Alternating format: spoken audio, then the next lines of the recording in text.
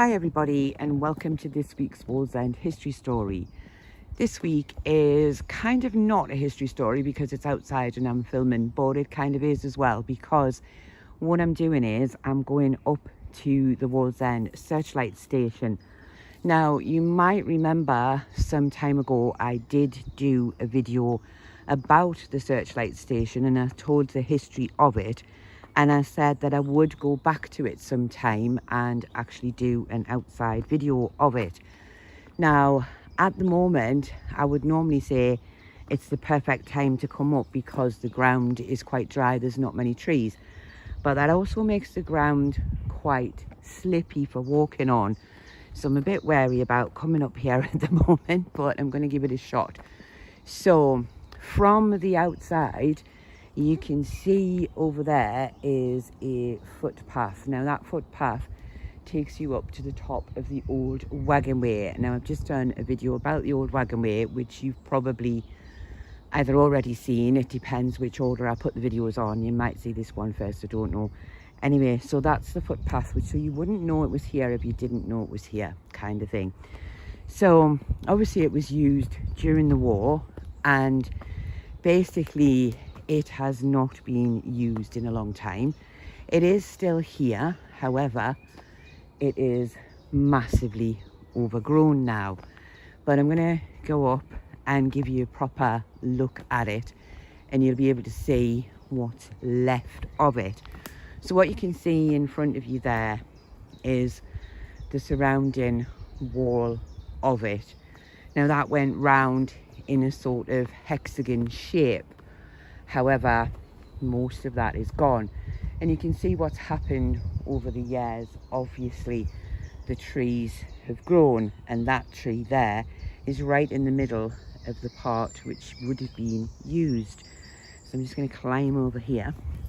And you can actually see the massive tree roots that have grown through all of it. So like I say, it went round in a sort of hexagon shape. You can see bits of it, but also as you go to there, you can't see any of it. It's all gone.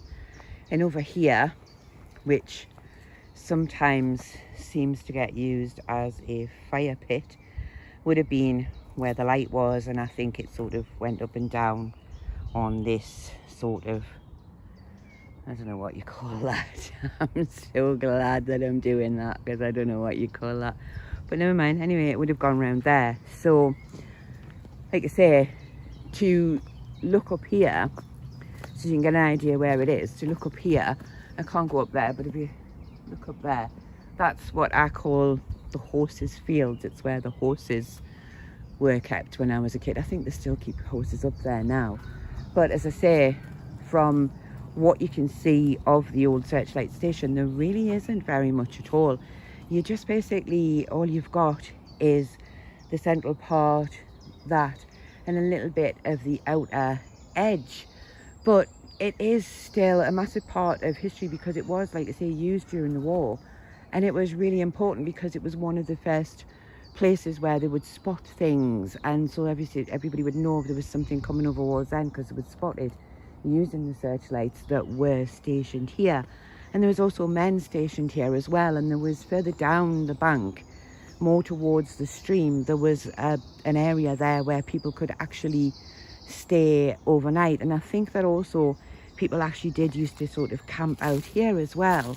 Now going over in this little bit, which is rather knacky looking, you can, well you can't, I don't think you can, I can see it, but you probably can't. But underneath the moss there, you can see where I've sort of kicked that along, you can see a little bit more of the outer edge of the Searchlight station. So like I said, I was going to come up here and do this little video so that you could see it properly, because obviously, yes, I did do a video about the history of it, but you couldn't see it properly and I said I would.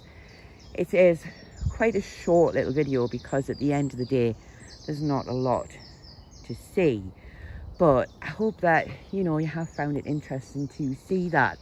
Over there, where there is a footpath, but I'm not really going to go far along it, but over there there's a footpath and it takes you to the top of the Ben, and there's one heck of a drop down from there, and I am extremely scared of heights. But you can see where that tree's over the back windows. You can't, because I think that it'll be focusing on the stupid tree in front of us. But there's one heck of a drop, and I am incredibly scared of heights, so I am literally not going to go up there and give you a closer view of that. So what I'm actually going to do now is I'm going to walk back down, and I'm going to come out at the bottom, hopefully in one piece. I'm probably going to have to grab onto a few things on the way down because it might be a bit slippy. And when I come out the bottom, you'll actually see kind of where I was, or I hope you'll see where I was. So coming back down, like I say, at the moment there's an awful lot of hoverflies, hornets, one of the two. There's an awful lot of them hovering about at the moment, and it's not very nice because I don't like them, but I prefer them to some other stripy flying creatures. If I go along this way, it's not quite as scary. But if I go along this way, you can see where I was talking about where the drop is, because you can now see what I was talking about. So it drops down into the stream, and that stream comes out at the bottom of Crow Bank. So I'm sure that was really exciting. It looked more interesting when I thought about it, but I don't think it was all that interesting, really, was it? It was just a bit of a patch in the ground. So coming down here now, you can see all these little trees. They are my friends because they are helping me to not fall down the bank. And there used to be a tree at the bottom, but it's vanished. So the tree at the bottom isn't there to stop me from falling on me then. So I'm walking very cautiously. So as I come out at the bottom, I've got to sort of get down that, which I don't like, but I'm going to do it because otherwise I'm going to be stuck here for the rest of my life, and I don't plan on living here. So, well, literally got right to the bottom and slipped on a tree branch. So now you can see where I am, because if you look that way, that takes you down to Crow Bank, and if you look that way, that takes you up to the top of the Ben, and if you look that way, that takes you to the end of the old Killingworth Wagonway, which I talked about in another video. So just to finish this video off, I will take you down to the bottom of the bank, and you can see, therefore, if you ever wanted to come up here and have a look at the Searchlight station for yourself, you'll be able to see how to get there.